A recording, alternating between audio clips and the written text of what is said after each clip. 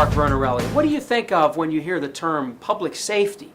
You think of police officers or safety on the highways. Well, what we think of in the Maryland Department of Public Safety and Correctional Services is the largest department in state government. Everybody, more than 10,000 people, committed to your public safety. We're talking about the state prison system, more than 20 correctional facilities supervising about 21,000 people. The Parole and Probation Division, about 1,000 people supervising more than 50,000 men and women in the community. The Maryland Parole Commission, the Patuxent Institution Treatment Prison, the Maryland Police and Correctional Training Commissions certifying law enforcement officers across the state, and many other divisions as well. It's a huge department, a very critical department, keeping all the citizens of Maryland safe. And this show is an effort to demystify some of the things that go on in the department. A lot of folks don't understand the Maryland Department of Public Safety and Correctional Services, but it's a very interesting department with a lot of very interesting stories. Today we're going to show you how Maryland state license plates are made. Did you know they're made in the prison system? They're made by inmates. We're going to take you inside. We're going to show you a de-stressing situation in prison. We take the stress out of prison with yoga, a very interesting story. We're going to introduce you to the newest parole and probation agents who are about to graduate from the Parole and Probation Academy. These stories and more coming up as we demystify the world of the Maryland Department of Public Safety and Correctional Services.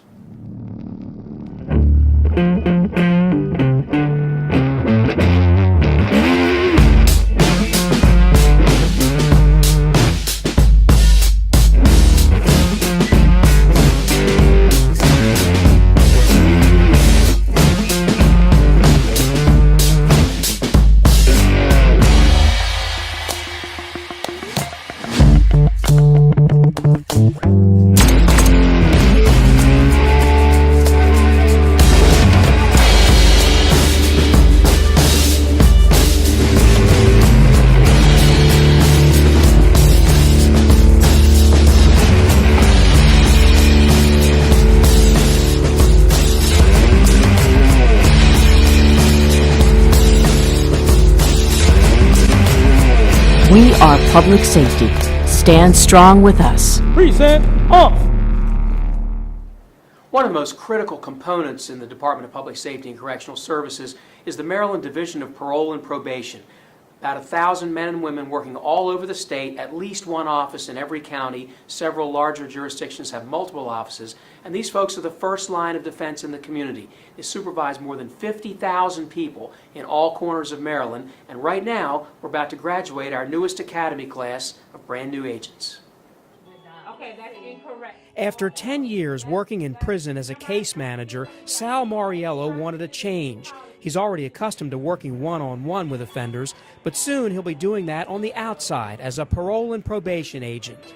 You need to listen to the offenders, and you need to let them know that you're there to help, and you want them to change. You want them to be successful while on parole or probation, and you want them to succeed and not come back. Sal is one of 32 men and women who are new agents in the Division of Parole and Probation. They're really the first line of defense in the community and the first pair of listening ears some probationers and people right out of prison will encounter. If they get more than 120 days behind, you can write a payment violation. Kevon Young started as an agent just a few years ago. Now she's an academy instructor. I have the ability to get to know my clientele. I have the ability to see them grow. I have the ability to see them mess up, but I also am able to get them back on the straight and narrow, or even I may have to set them back, or we may have to take a step back, but eventually working together with them, it's not custody, it's more care, and that's what I love about parole and probation, that I'm able to have a relationship with my clientele, that someone cares, that you're just not going to get locked up, that you don't have to recidivate, that you don't have to continue this life that you've always known. There is hope. You can change. This is a diverse group of new agents, some in their 20s, some older than 60. All are joining parole and probation at an exciting time, with Maryland just passing the Justice Reinvestment Act. That's all but certain to lead to more people getting parole and probation supervision in lieu of or right after getting out of prison. I think it's going to be exciting just with the changes for the Justice Reinvestment Act. It's going to be a lot more social work incorporated, which I have interest in. So I'm really looking forward to helping people get the services they need to not come back into the system and reoffend and end up back behind bars. It's not just sitting at a computer either. All of the Academy agents are pepper sprayed and taught self-defense and given field training with veteran agents.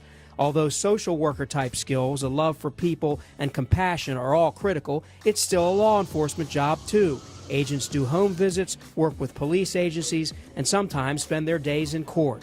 The law enforcement part right now is taking a lesser role, and it's more focused on treatment and change versus just we gotcha.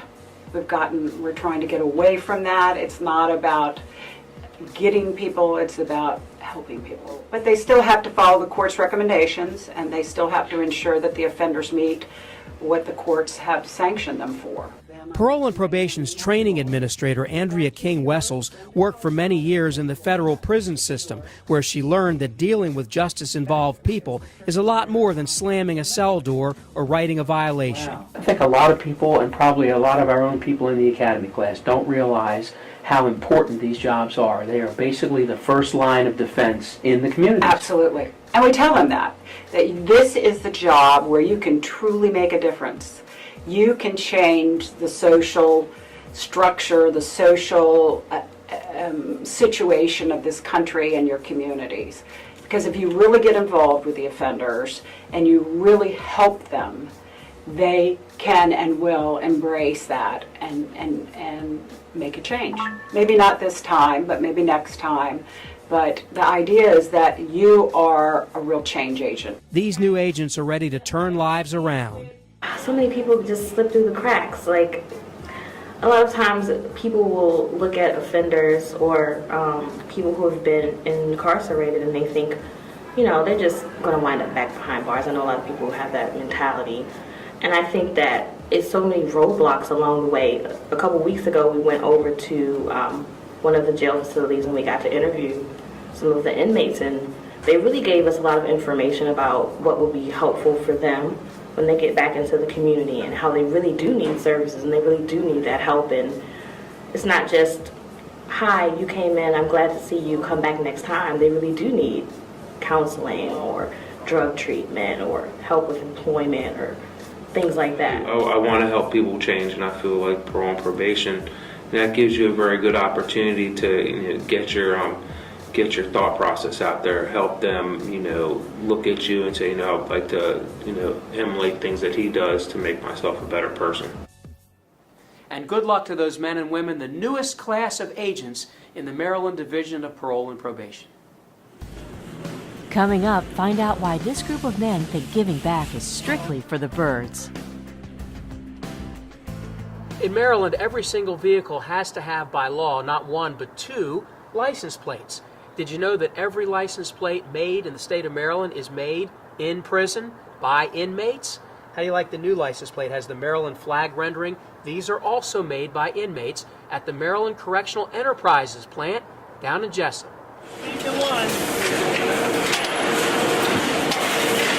That was the first tag pressed. 8CN0000. We get a little recognition. There's always been a myth that where they make the license plates in the prison. Well, not everybody knows that. A lot of these men had never had a real job when they were out on the street. We provide a job. And not saying that they would go out on the street and make license plates, but getting up in the morning, going to a job every day, you're earning money, you can learn to manage money.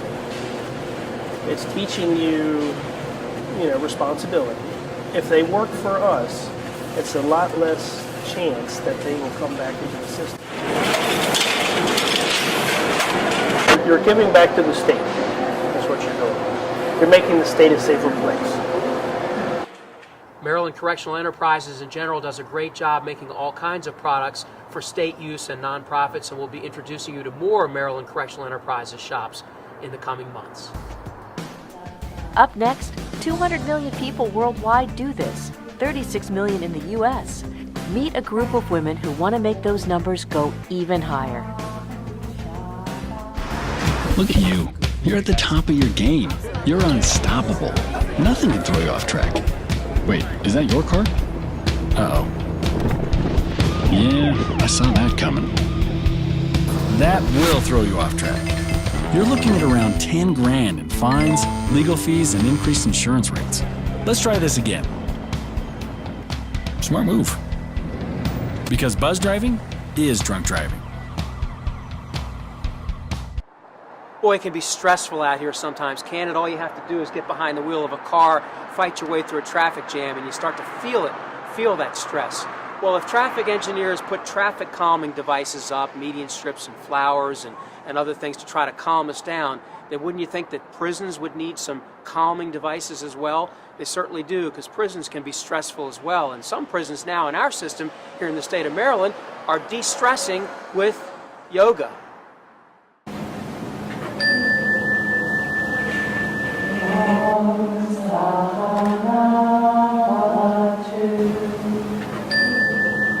This is a teacher training that will prepare the women to teach yoga. It'll give them a professional registration. They'll have a certificate that they can use when they are out of here. They can also use the skills they develop within the program to teach here in the facility. Make sure that your fingers are engaged and that you're pressing your weight. Yoga is a mental, spiritual, and physical discipline. And anytime you engage wholeheartedly in a discipline, you develop skills to manage who you are in the world. Yoga addresses interpersonal relationships, it addresses your own physical health and well-being, and it addresses accountability, providing them with skills that they can use to heal the hurt that they may have done, to take accountability of harm that they may have caused, to strengthen, grow, and develop, I think serves not only them and their family members, but also the broader community. There were several times when I went to her, I'm like, I can't do this. I'm not going to be good enough. I'm not strong enough. I have aches and pains, and I just don't feel like I could be a good teacher. And she gave me so much encouragement. I've seen a lot of changes. I have seen a development of confidence. I've seen a stepping up to integrity. There's a development of trust, both amongst themselves and with us, but also with themselves. Breathing up the spine, shoulders up and back. I have the wonderful gift of being able to share something that I have a passion for, sharing the love of yoga. And I feel like it opens up our bodies, it gets us to know our bodies, and it also gets us to know something even deeper than our bodies, the who that we are. Even when we didn't know there was a who beyond what we are. With the person next to you, if that's what's going on. I have a reason here, a tangible reason. A lot of these girls don't know what yoga is. And if by sitting and talking to them for a few minutes, I can convince them to come to a class, and then maybe one day I can teach that class. I mean, just little things that could change their life. And I know it sounds silly, how would it change somebody's life? But it can. It's that you throw the stone into the pond and the ripples spread, and you don't know where they're going to go. It's not mine to know what the effect of it is. It's mine to offer. So what is the definition of flexing joint? I do it because I believe in the practice. I do it because it's been there for me. It's given me guidance and support.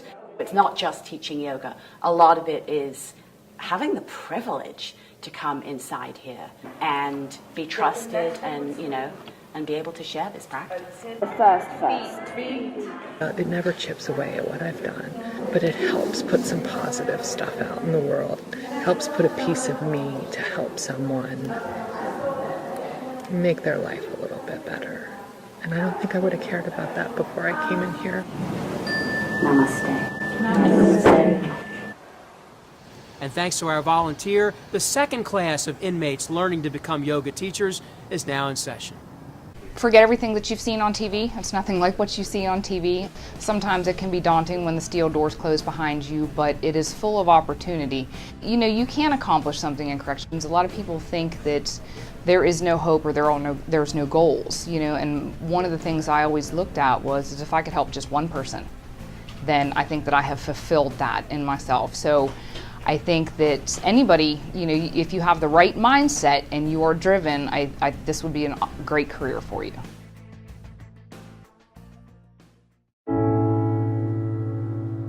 I guess sometimes things just happen. Devastating things. Your whole world changes in an instant. That's what happened to me the day my mother had a stroke. I'm Paul George, and I want you to spot a stroke fast. F, face drooping. A, arm weakness. S, speech difficulty. T, time to call 911. Protect the ones you love. Spot a stroke fast.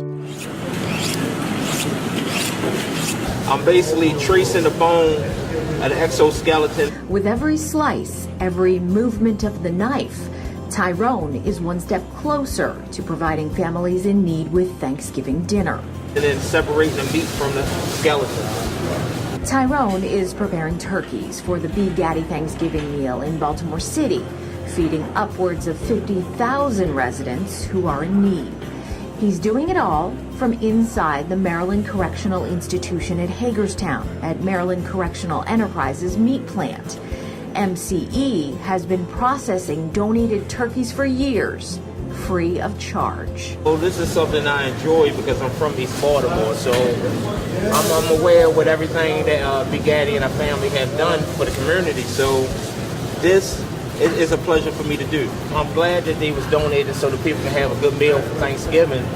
I wish we can do it more. I hope they're enjoying all the hard work that we put into it. Depending on skill level, the workers here at MCE can debone a turkey in just a matter of minutes before it's cooked, packaged, and sent off for a Thanksgiving feast.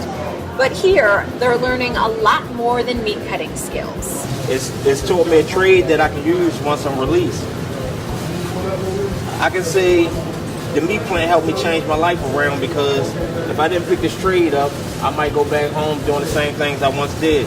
This year is 402 turkeys, about 7,500 pounds. Every pound brings these men closer to freedom. They become proud of what they know, and of course they've gone through the apprenticeship program. They have documentation that follows with them that can help them get a job. And there's a couple of companies right now that are waiting for some of the fellows to come to work once they get released. And then the bigger one will be one. And if you think these men can't possibly be thankful for being behind bars instead of enjoying a feast with their families, think again. I've learned a lot. I've shown people a lot of different things. So in a way, me coming to prison, it was a bad thing starting out, but it changed my life for the better. I'm thankful that, I came in here and learned something, not to go back out, to do the same things that I once did in the past. I can't say I'm a different person since I've been here. I'm Renata Sergi. Coming up, 21st Century Medicine. Will we soon be saying an apple a day keeps the monitor away? When it comes to saving money, What? Earrings! don't act like a baby. Oh, it's like they're having their own little meeting. This is so humiliating. Be the boss. I'm the boss. What the? Power nap. You were saying. And make a budget. Let's get to work. Need a little help? Stacy, read back the notes. I can't read. What's it say? Create a personalized savings plan and get other tools and tips. We can share. You obviously didn't go to business school. At feedthepig.org. When you're sick or in need of medical testing, you frequently will go to a professional building, a medical office or doctor's office or a hospital. But you can't always do that if you're an inmate in prison. And that's why the Maryland Department of Public Safety and Correctional Services has become something of a pioneer in telemedicine. Jerry Shields has more on that interesting story. It's like something out of Star Trek, a machine that can remotely provide a medical check on inmates in Maryland prisons, and it's saving taxpayers a bundle. Most importantly, it aids in the department's chief mission, security.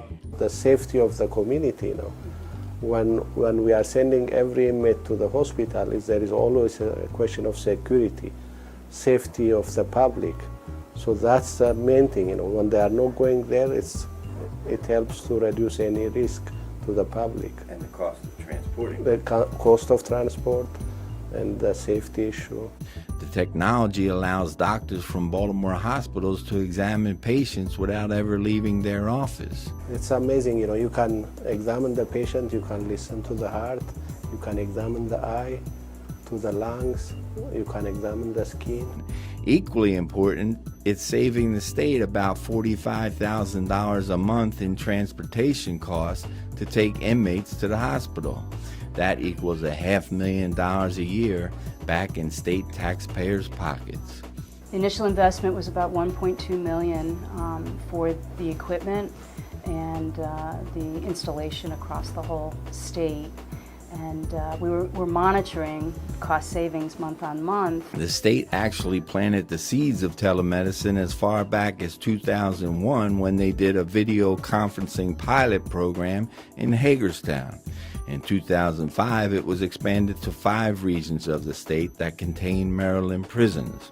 In 2013, today's telemedicine was born, making Maryland a national leader in its use. This is truly the upgrade, if you will, of technology to really do telemedicine or telehealth, to hear the heart and lungs, to be able to see inside the oral cavity, the skin. So it's high definition, being able to do a diagnostic through technology. Inmates like it too. On a recent raining, cold, and windy day, this inmate never had to leave the facility to get a thorough medical checkup. Technology is, it's awesome, really. The experience of talking to somebody, a doctor, over the teleprompter, man, it's quick. It'll be fast and efficient to relay information. It's a quick, good way to do that for the inmates, and also it's a good way to, a fast way to diagnose somebody. It's convenient, it's more convenient, and you don't have to worry about dealing with a whole lot of waiting. I'm Jerry Shields. And the Department of Public Safety and Correctional Services continues to work with medical providers all over the state to expand telemedicine. Welcome to the 2016 DPSCS Tug of War for Special Olympics. We have 21 teams from all corners of the state. Western Maryland, Far Western Maryland, Jessup, Baltimore, Eastern Shore. 21 teams, several hundred participants.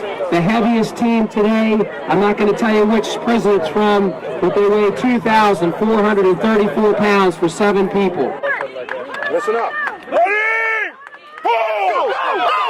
What it does is it allows the law enforcement torch run as a whole to celebrate our athletes for Special Olympics Maryland, as well as raise funds and awareness for all that they do. We want to make sure that everyone's aware of their abilities and not their disabilities. And the law enforcement torch run, together with DPSCS on this event, have coupled together to make sure that people are aware that athletes have wonderful lives. They're our partners. They're our friends.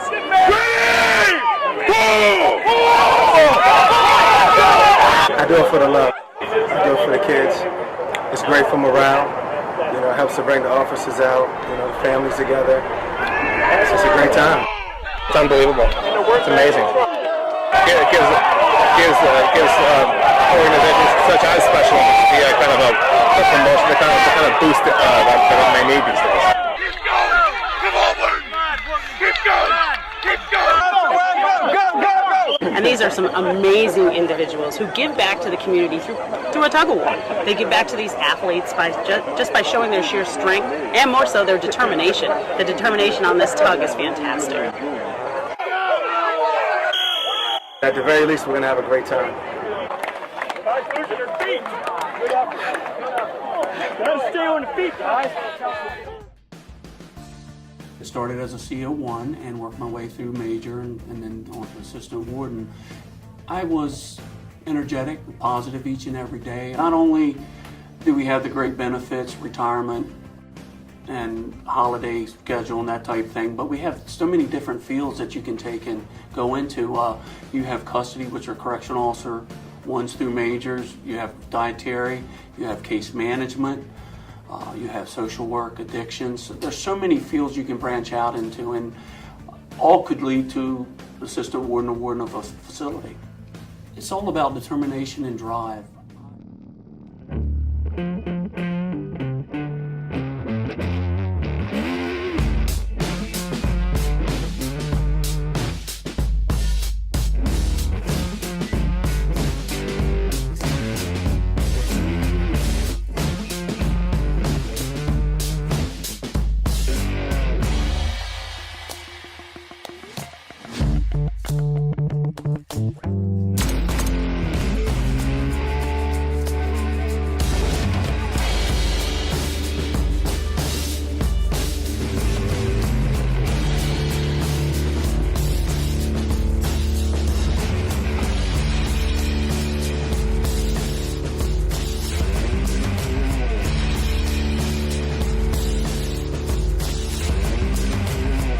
We are public safety.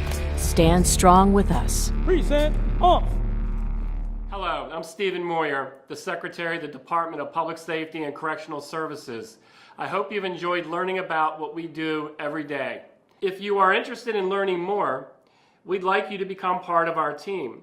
Visit our website, dpscs.maryland.gov, and click on the Work for DPSCS tab at the bottom of the page.